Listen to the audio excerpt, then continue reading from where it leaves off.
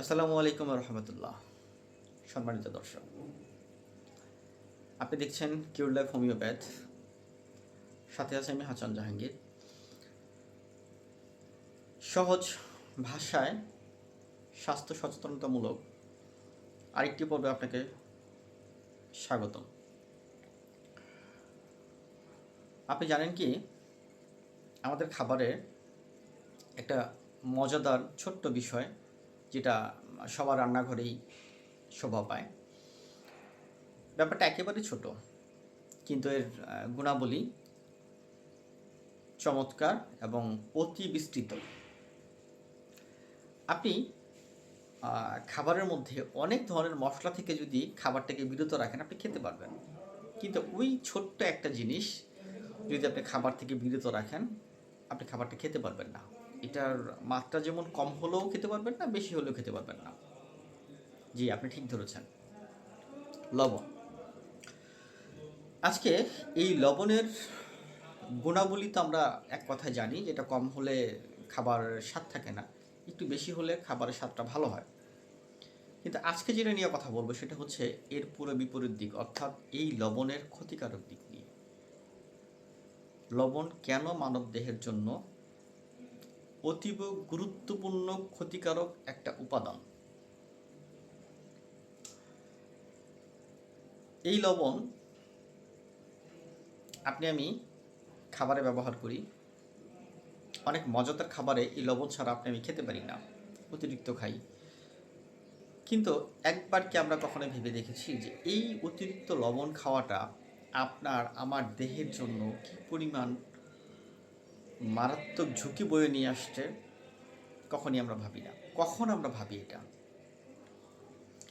আপনি একজন কিডনি পেশেন্টের কাছে জিজ্ঞেস করবেন, ভাই লবণের বিষয়টি আমাকে বলেন। সে আপনাকে বলতে পারবে এর ক্ষতিটা তার জীবনে কত ভয়াবহতা নিয়ে আসছে। আপনি একটা হার্টের পেশেন্টকে জিজ্ঞেস করেন, সে বলতে পারবে এই লবণ তার জীবনে কতটা ভয়াবহতা ডেকে নিয়ে আসছে। এবার আসি মূল কথায়।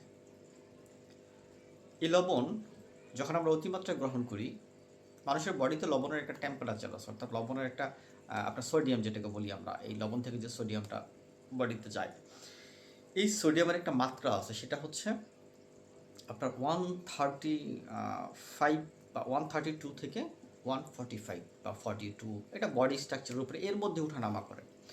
যদি এটা আপনার বডিতে কম হয়, আপনার শরীর ঝিমঝিম করবে, মাথা ঝিরঝির করবে, দুর্বল লাগবে, আপনার শরীর খারাপ লাগবে। আবার যদি এটা বাড়ে, তাহলে কি হবে? এই সোডিয়াম আমাদের শরীরে রক্তর চাপ বাড়ায়, রক্তটাকে তার নিজস্ব গতি থেকে দ্রুততর করে।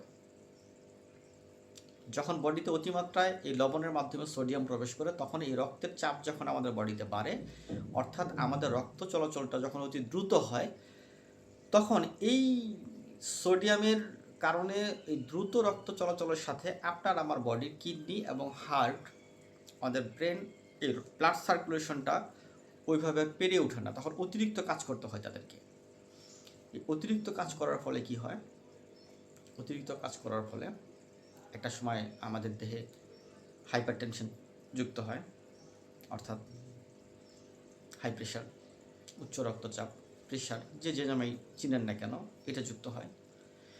এটা থেকে ধীরে ধীরে আমাদের কিডনির ক্রিয়েটিনিন বাড়ে, আমাদের হার্ট ফেলিওরের দিকে যায়, দেহে ব্লক হয়। শুধু সেটাই না, আমরা অনেক সময় হাঁটতে গেলে দেখা যাচ্ছে যে আমাদের পায়ের একটা পাশ ব্যথা হয়।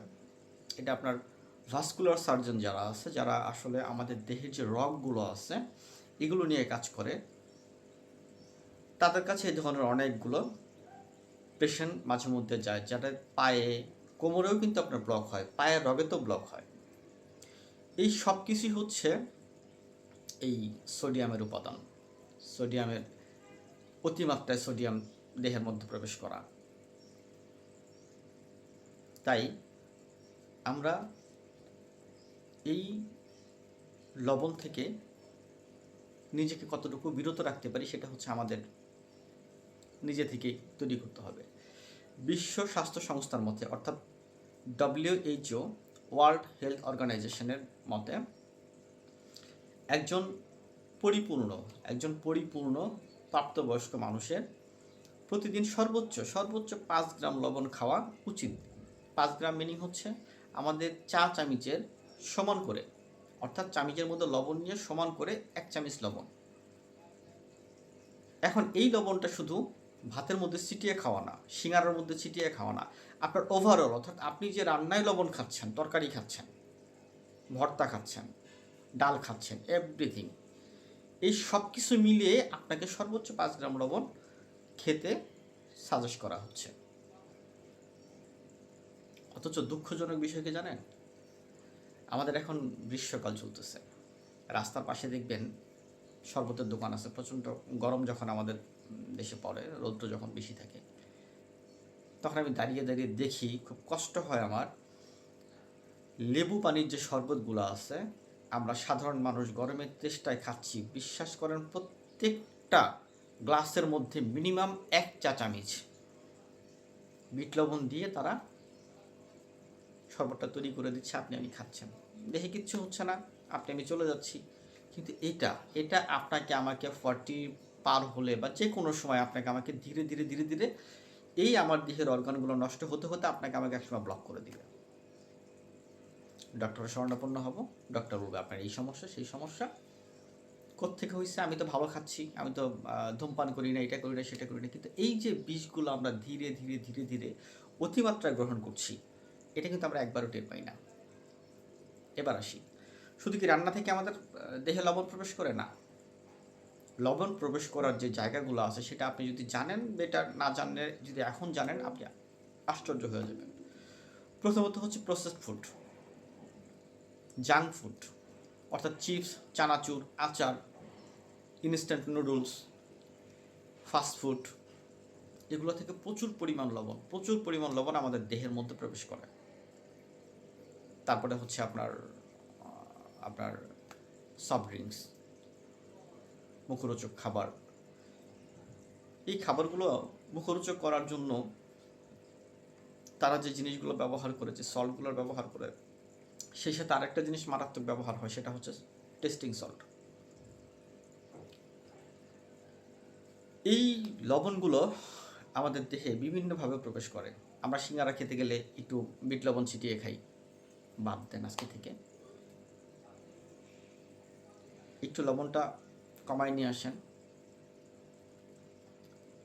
তাহলে দেখবেন আপনার দেহে সোডিয়ামের পরিমাণ যদি কম থাকে, আপনার এই মারাত্মক যেই প্রবলেমগুলো, যেগুলো মানুষের জীবনহানি হয়, আপনার কিডনি ভালো থাকবে, আপনি হাইপার টেনশনে ভুগবেন না, আপনার হার্ট ফেলিওর হবে না, আপনার স্ট্রোক হবে না, যদি আপনি লবণটাকে পরিমিত করেন, শাকসবজি খাবারটা বেশি খান, সব জায়গায় পরিমিত লবণ। মাথায় রাখবেন যে আপনার 5 গ্রাম লবণ আপনাকে গ্রহণ করতে হবে। মুখের স্বাদটাকে একটু লাগাম টানুন, কারণ আপনার আমার স্বাস্থ্য সচেতনতাই পারে আমাকে সুস্থ রাখতে, আমার পরিবারকে সুস্থ রাখতে, আপনার পরিবারকে সুস্থ রাখতে। তাই নিজে সুস্থ থাকুন, পরিবারকে সুস্থ রাখুন, অভ্যাস করুন লবণ কম খেতে, অভ্যাস করুন স্বাস্থ্যসম্মতভাবে নিজেকে পরিচালিত করতে, নিজের পরিবারকে পরিচালিত করতে। আসলে আমরা এই লবণের ক্ষতিকারক দিকগুলো জানি এবং এ থেকে নিজেকে পরিত্রাণ দেওয়ার চেষ্টা করি। মহান আল্লাহ তাআলা আমাদের সকলকে সুস্থ রাখুক। আমাদের ভিডিওগুলো যদি আপনাদের নিজেদের কোনো উপকারে আসে, যদি আমাদের সাথে থাকতে চান, তাহলে অবশ্যই আমাদের চ্যানেলটাকে সাবস্ক্রাইব করবেন। আর যে কোনো বিষয়ে, স্বাস্থ্য সংক্রান্ত কোনো বিষয় যদি আপনাদের কোনো কিছু জানার থাকে, কোনো পরামর্শ দেওয়ার বা নেওয়ার থাকে, আমাদেরকে কমেন্ট করবেন, আমাদের ডেসক্রিপশনে নাম্বার আছে, যোগাযোগ করবেন। মহান আল্লাহ তাআলা আমাদের সকলকে সুস্থ রাখুক। আসসালামু আলাইকুম রহমতুল্লাহি ওয়া বারাকাতুহু।